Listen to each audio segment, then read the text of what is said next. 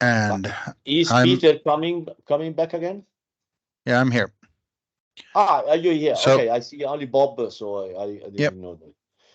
So, welcome to this LPPD webinar with Paolo Samichelli, with a great Italian entrepreneur with more than 30 years of experience, even though you can't believe that because he's so young.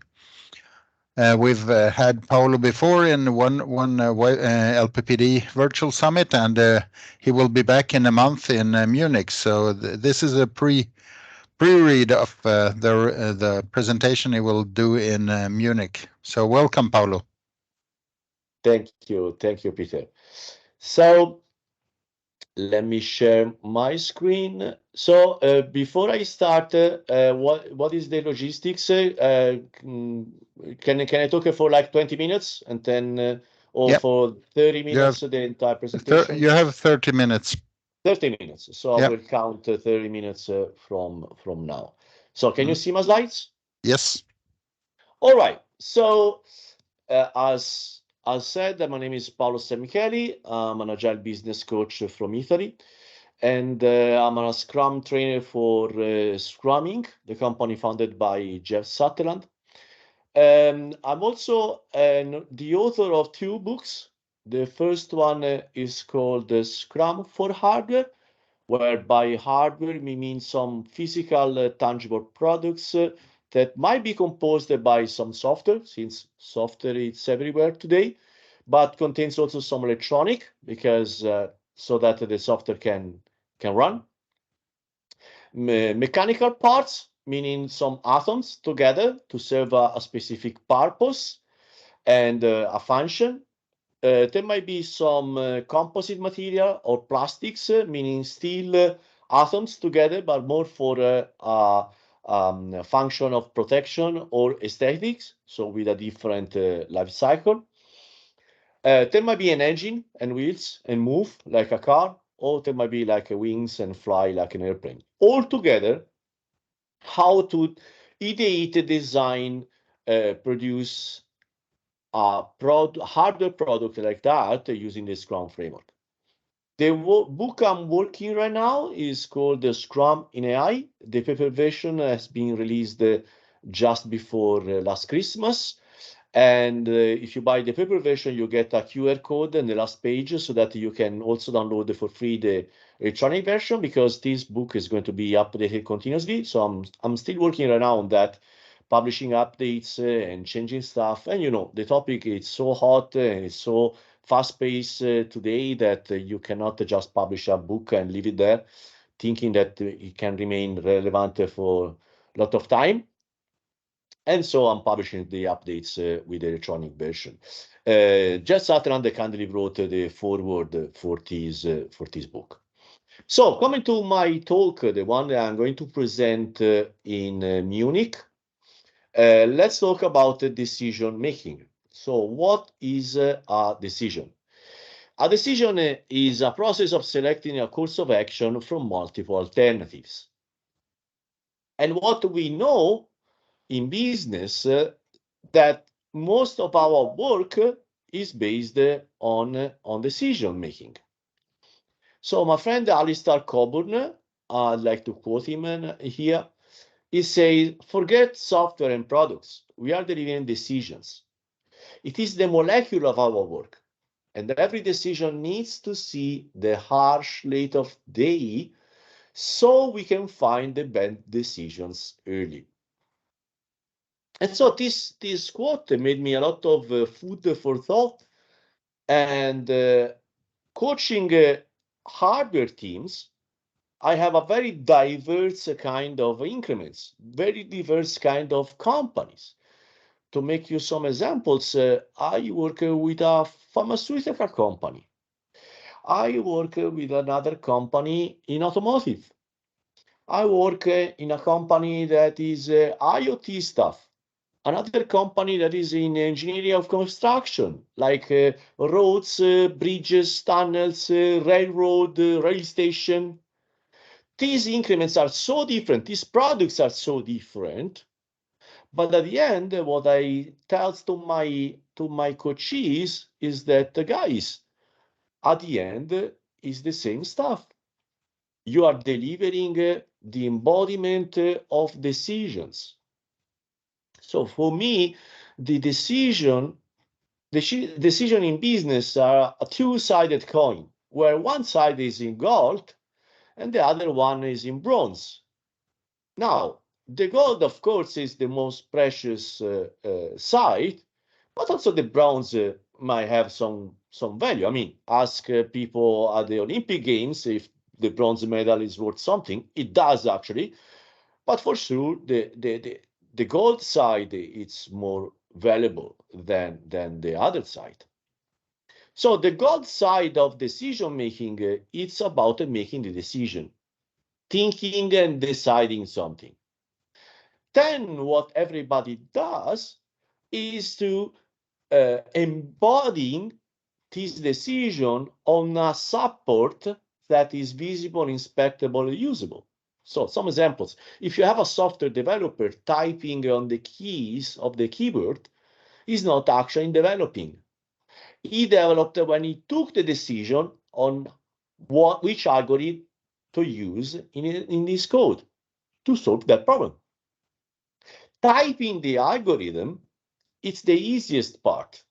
When you know what to do, transferring it in source code, that is easy.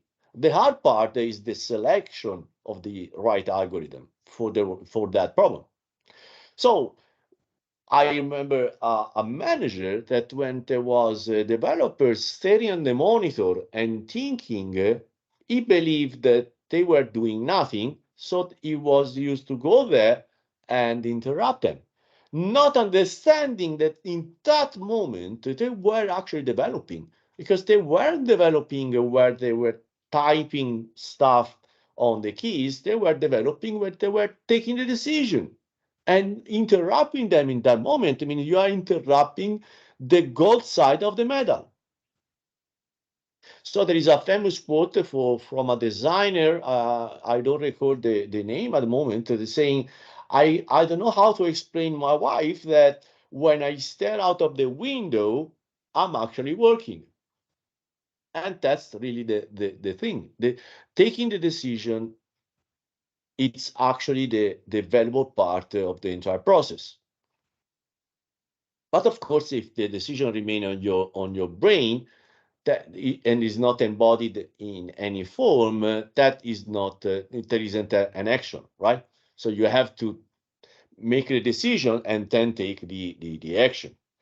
Before entering into the business, I would like to open a parenthesis about languages and cultures. So in English, we say make a decision. In other languages, it's different. The verb that goes with decision changes according to the language. So, for example, in Italian, in Spanish, in French, in Portuguese, the Latin languages, we say to take a decision. So in Italian, I would say prendere una decisione. This means prendere means to take. And in Portuguese would be tomar uma decisão. Tomar is still to take. In German, they use the treffen verb, where literally means to meet. So you meet a decision like you would meet a friend. In Chinese, they use the zuo verb. Apologies if this is not the right pronunciation. That literally means to do a decision. And Japanese make it simpler, so they use the suru verb. That means to be just about. So they add a kind of temporal imminency and simplify the concept. So when English and Chinese thinks about the decision, they think about building up a decision. It's something that they make or do. While the Latin languages, they think about selecting something that is already there. You are not making up anything. I'm selecting what is there, one of the options. And in German, this is very interesting that you meet the decision like a friend. Like, so it's something that like my destiny is to meet this decision. And so this is very interesting. So my question is, do you have a diverse native speaker in your team, are they aware about the differences in these nuances that changes across the language? Because of course, if you have like multiple people with different native languages, but they live in the same place. Like, I don't know, if you are in US, you have a multicultural team, probably during the day, they will speak only English for doing shopping, for doing, I don't know, working on the street. So maybe they things in English. But if it's like a remote team, and for myself, I live in Italy. I speak Italian the entire day with my friends and colleagues and family members. And so even when I say in English to make a decision, in my brain, I'm still thinking in Italian. So I will emphasize in my brain the taking action. So this is a very interesting topic. Maybe in Munich we can discuss this topic, because we are going to have people from different parts of the world. So we are going to have English native speakers for sure. There is my friend Joe Justice. His wife is Japanese, so we have the three languages already. And for sure, we are Munich. We will have German speaking people. So we can discuss more in Munich. What we are going to talk now, it's about the decision latency. And so this company is called the Standish Group, and they are doing, Jim Johnson from the Standish Group is doing this research called the Chaos Report. Now, if you attended a Scrum training, most probably you might have seen the results from this research, because this is a quite common concept.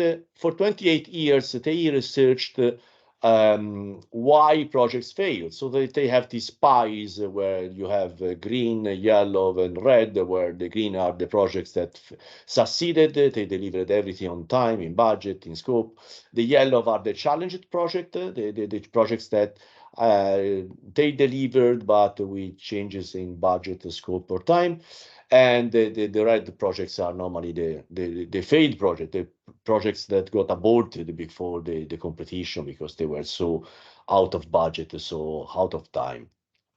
So this in-deep research is updated every 2 years, and the data I'm going to show you are based on the 2022 chaos report. So it's very, very fresh and recent data updated with the pandemic trends.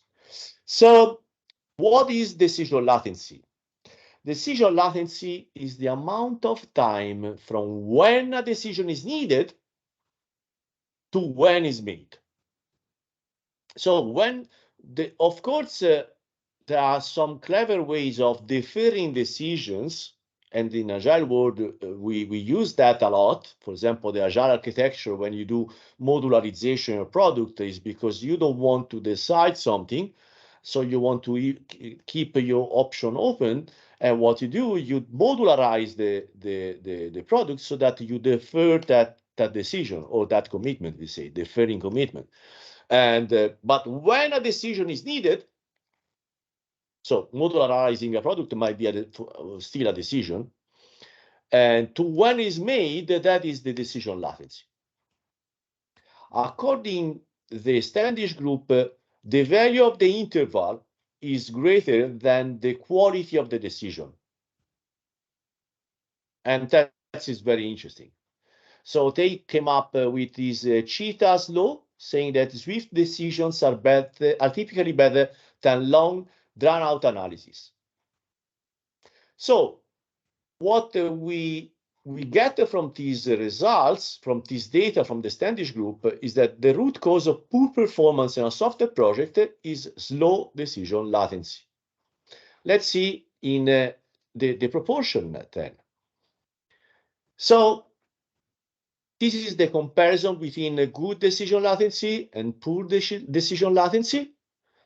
And so what we should pay attention to is that we have, with good decision latency, a success rate of 75%, while with poor decision latency, we have a successful rate of 21%. this means that with good decision latency, we have 3.5 times more chances of success.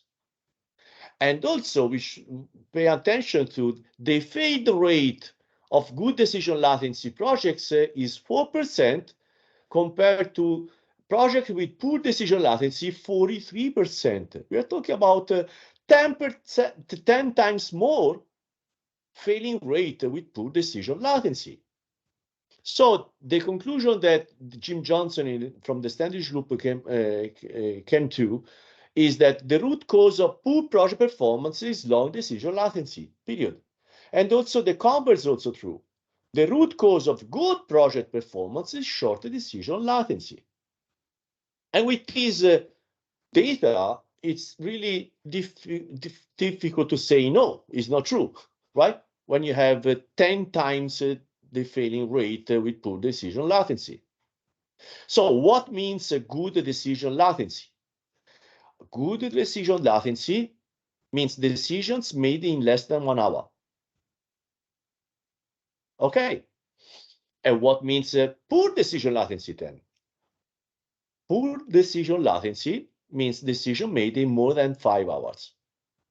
Now, this presentation is new. I haven't presented publicly before, so Munich will be the premiere of this presentation. But I practice it with some of my clients also to give them a preview. So I made some internal presentation with my clients, and I had a client of mine laughing at this slide and said, "Paolo, ha ha ha, you're joking, right?" No, I said, "Oh, I'm not joking. This is from the Standish Group. It's data. I mean, that's what I say. In our company, it takes weeks to take decisions." I said, "Okay, so how is the failing rate in your company then?" You know, right? That's why we want to hire you. Okay. So that's really the thing. So for some companies, even reaching the 5 hours decision made, the decision latency looks challenging. So let's dig into the data more. So a project, according to the Standish Group, is just a batch of decision that needs to be embodied. And they, on average, they say that on average, we have one decision for every $1,000 in labor cost. So basically, a project with 1 million US dollars in labor cost, it requires 1,000 decisions, and 10 million project, it would generate 10,000 decision points. So let's talk about the effect on the budget then. The Standish Group says that on average, the cost of a 1 hour decision, it's about $100. All right. So if we have the decision making happening in 1 hour, so decision latency of 1 hour or less on average, of course, means that the decision making costs 10% of the labor cost budget. So if you have a 2 million project, the total cost is 2.2 millions. If your average decision takes 4 hours, this will increase your budget and time by about 50%. So if you have on the table, moderate, you have a budget of labor cost of 2 millions, and you will require another million just for decision making. If you take more than 5 hours to come up with a decision, with 2 million project, the labor cost, you will end up to have 4 millions or more in total. And so I'm gonna cut it here because there is more data, more tables, then there is like the different segmentation of the data. But this is really my point. My point is that increasing the speed of decisions is the single most important skill an organization can work on to improve. And so that's the value of the agile transformation, maybe. Let's talk a little bit about this. How to use Agile and Scrum to improve decision latency. Now, being a Scrum trainer and working with the Scrumming, Agile Education, and just Sutherland, of course, you will expect some Scrum thing from me, and that will come, of course. But I would like to start with somebody else's perspective, still Alistair Coburn, so that you will hear more bells, right? So that you will have more alternatives. So Alistair have this thing called the heart of agile. So basically is synthesizing the agility in a modern view with this four words, that is collaborate, deliver, reflect, improve. On the deliver part, what he says is that look, and in the slides you will see the YouTube video, so you can hear from him. He said the concept. So what you see on the screen is actually the transcript of what Alistair said on this video. The key phrase of deliver is deliver something small and soon. But to get there, we need first to understand that there is a mapping between manufacturing and mental work, including design work. And that's not at all obvious. Let's see what he means by that. So he says, I have a picture here. What we have is a flow decisions and design look like manufacturing if your internal inventory is constructed out of unvalidated decisions. So that's interesting, right? Manufacturing, they have the inventory, the parts that are not assembled and finished yet. And for lean perspective, they call it this waste, the unfinished work. And what if the unfinished work is decisions that are not made yet? So in this picture, we have the sponsor saying, hey, I want these, our strategic market is, and so they make decision. And then what happens is that you build the decision on top of other decisions. So you have the designers and the analysts who all go around and they add decision on top of decisions. And then the implementer people, they go implementation stuff and designing and adding decision on top of decisions. And then you have the testers. So all these red pyramids here, Alistair says they are decisions. So basically, the organization is a flow, a complex machine where decisions flowing from a part to another, and decisions are built on top of decisions. Now, if you visualize this flow and you get something like in a picture, you would understand the decision flow in your company.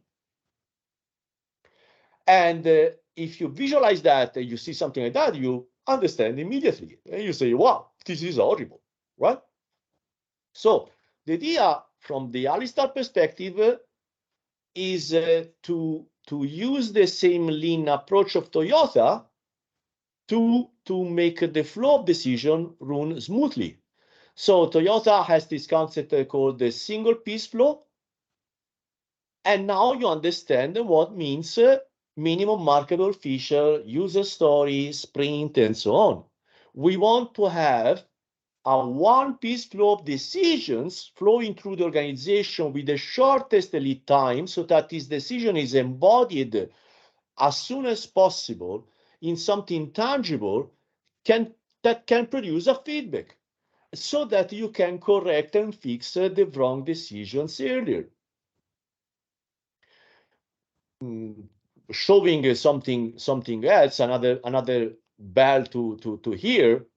There is this other video from Elon Musk, a long interview. It's more than 1 hour. When they presented the Starship, the new SpaceX rocket, the one that actually they believe they can bring the human beings on Mars. And so what he says is very interesting is if we have taken the general approach of if a design is taking too long, the design is wrong. So that's I mean, to my ear, it's reinforcing the concept we are talking, right? So the idea of a long drawn out analysis and deferring taking the decision instead of taking decision, embodying it and get a feedback as soon as possible, it's considered the evil. So what Elon says is that one of the biggest traps for smart engineers is optimizing something that shouldn't exist.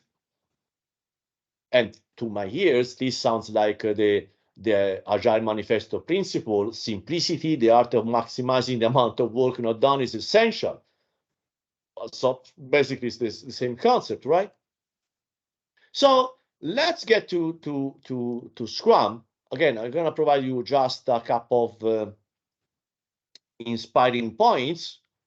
The first is the product backlog.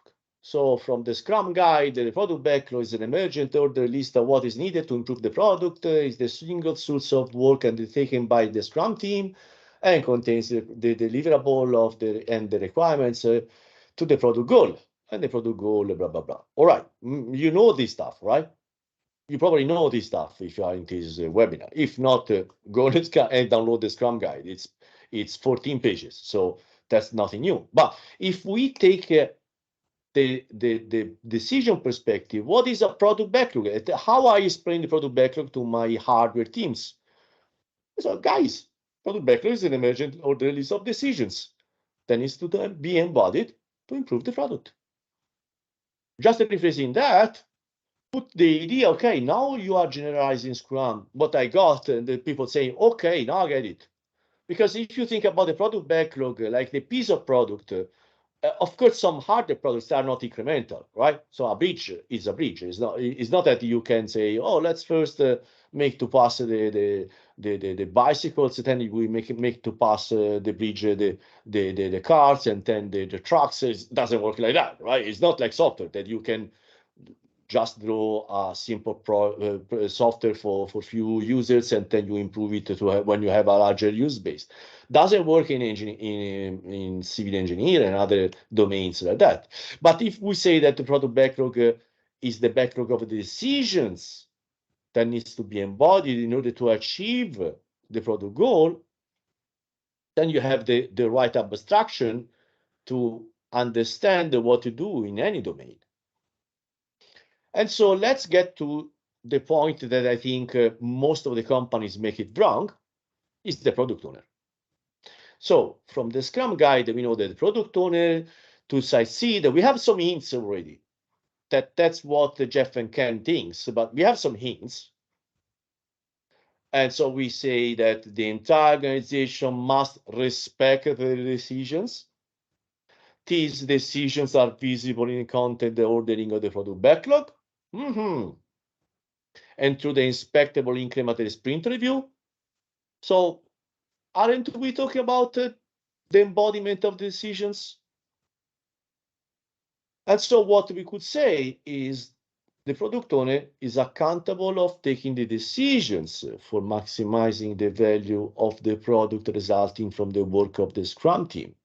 So it is just word changes. You start understanding something that for me is obvious, but last week, I got this meetup invitation from one of the thousands of meetups that I spoke on it once, and so I still receive invitations. And there was this talk about the difference between product owner and product manager. And I don't really get it. I don't really get it, because if you think about the English language and you say restaurant owner and restaurant manager, do you believe that if you have a restaurant owner running a restaurant, you will see a restaurant manager on top of the restaurant owner? Do you think this is something that makes any sense? And what I found in companies is you see product managers on top of product owners. So you say, the product owner is just for focusing on the day by day with the team, and the product manager that has a long-term view. Doesn't make any sense. And there are some people even put this concept in some so-called frameworks, but it doesn't make any sense in English. I'm not talking about Agile, I'm talking about English. If you have an owner, of course he's the most important person. Now, if Jeff McCann says that we want the owner to be side by side with developers, that's what they meant. They want the owner, the restaurant owner, side by side with the staff so that they understand what are the priorities. And so talking about restaurant, I would like to quote one of my best friends, is Riccardo Mariti. He's the founder of the Riccardo's London restaurant. It's the first restaurant in the world using Scrum. And he says something very interesting. So he says that the rule seems to be to delegate at the point of extreme discomfort. And so he has this concept. I'm going to be faster now because I'm almost out of time. And so he says, when I meet a decision, and now I use the German point of view here that I think is valuable. When I meet a decision, I should first ask myself: is this a decision above or below the waterline? So the metaphor is a boat. The decision below the waterline are decisions that if I make wrong, that might sink the boat. But all the decision above the waterline, this decision can be made without endangering the entire boat. So he says, as a leader, I should treat the above the waterline decisions as a coaching or training opportunities, so that my coworker, my staff, my colleagues can understand how to take by themselves these decisions. Why probably I want to keep for myself the below the waterline decision, and given the technology, everybody can reach me out and say, Riccardo, we have to take this decision, and you have to do that because it's a below the waterline decision. So I'm gonna cut it here just to make you to smile, and this is the simple sabotage field manual. So this came out in 1944. And regarding to how sabotage an organization, we read that instead of doing everything through channels, never permit a shortcut to be taken in order to expedite decisions. When possible, refer all matters to committees for further student consideration. Attempt to make the committees as large as possible, never less than 5. and so on. You can read by yourself. Be worried about the property of any decision. Raise questions. Artin say increase decision latency. So in order to sabotage a project or organization, just increase decision latency. They knew already. And so how to improve decision latency? The gold part of decision latency is mainly related to delegation and organizational structure. And you can change it to just empowering people. And the bronze side that might require more time and also technology. So this is something that might have some constraints. And that's it. So if you want to know more, please come to Munich and join us. So we will have the chance to talk about this topic and deep dive into it.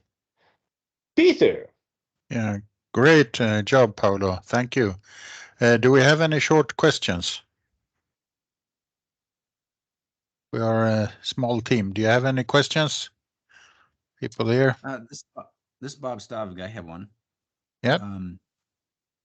So where do you see the use of A3s fitting in any of your work with consultants or? Yeah. So the Toyota approach of the A3, so having a single piece of paper, all the relevant information to take a decision or to deep dive into a problem.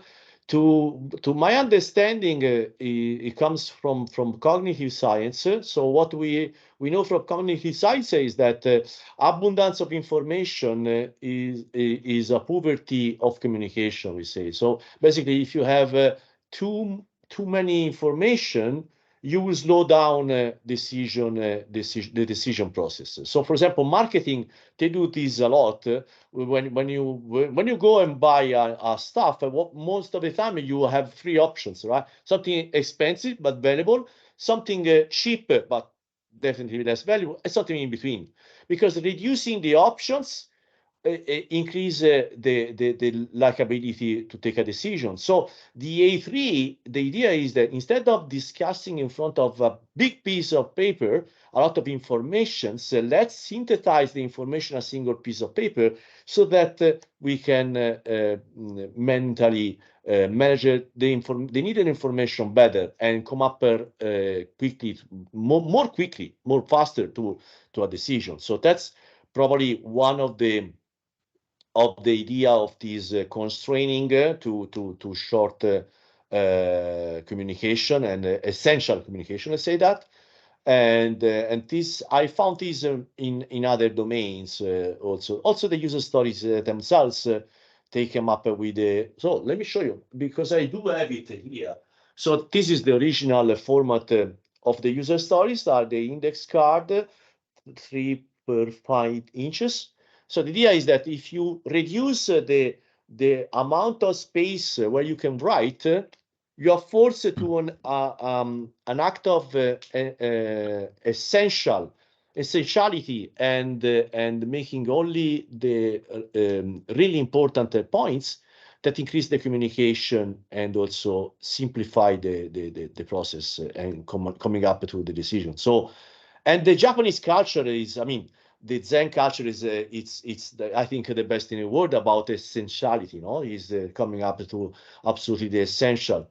And so I think we still have a lot to learn, we Western countries, from the Eastern culture, especially the Chinese and the Japanese culture on this regard. Did I answer your question, or did I satisfy the with this? No, yes, and I think that so the question. So I clearly you're stressing the critical need to get down to clarity and conciseness.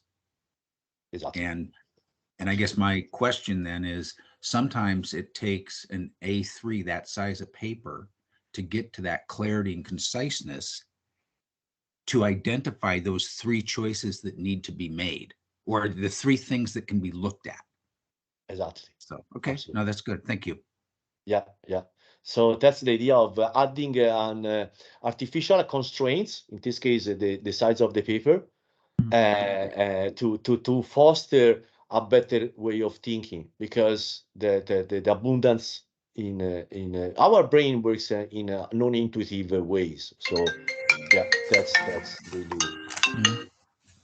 the idea of using the essence is absolutely clever. Good. Any final question from my Agile friends, Dirk, Henrik? No? Nothing right now. No. Very interesting. Nice. Yeah. Good. Very good presentation, and interesting, thought-provoking in some ways as well. Yeah. I have one question. It's Christer here. Paolo, do you foresee that artificial intelligence will take care of the over waterline decisions in the future? The audio is a little bit disturbed. Let me see if I got it right. Are you asking me if the artificial intelligence is helping in this regard? If it will take over the decisions for the over the waterline of your boat? So it's still early to say. What we know for sure is that artificial intelligence is helping us to get early signals, so you get more time. So what you get from, for example, if you do some business intelligence with artificial intelligence. Now, artificial intelligence is a very wide scope, but said so. For example, if you something I've seen in some domains, for example, some companies invest money to make artificial intelligence to read all the tweets or the data on social media and so on. So a huge amount of data that couldn't be read by human beings, remembered, to get early signal of topics or that is happening on the market. Because in this way, you anticipate the need of decision. And so at the end of what you do, you are reducing the decision latency, because you are anticipating the moment where you have the information to start thinking about decisions, so that you have more time. I don't see at the moment the machine taking over the decision making process. What can do, for example, what we are seeing right now that is interesting with the large language models like ChatGPT and others, is that they are able to summarize a large piece of information, so that you can actually make a decision better. So for this regard, probably if you have more data and summarize data, you might make some decision less risky. Yes, probably yes. Probably is a topic that we will see more in the next months, because I mean, given the current pace of innovation, that we are seeing almost every day something new. And but yeah, that might be a very interesting topic. Yes, using artificial intelligence to de-risking a little bit of the decisions, so that they can be delegated easily. Yeah, that's a very interesting point. Thank you. I will think about that. You're mute, Peter. Yeah. Well, I think it's a very good topic to continue discussing when we're meeting Munich. So we hope more people will come there. And thank you again, Paolo. It was a great presentation, and we will put it out on YouTube as well. Thank you very much. Really looking forward to meet you all in Munich. Mm.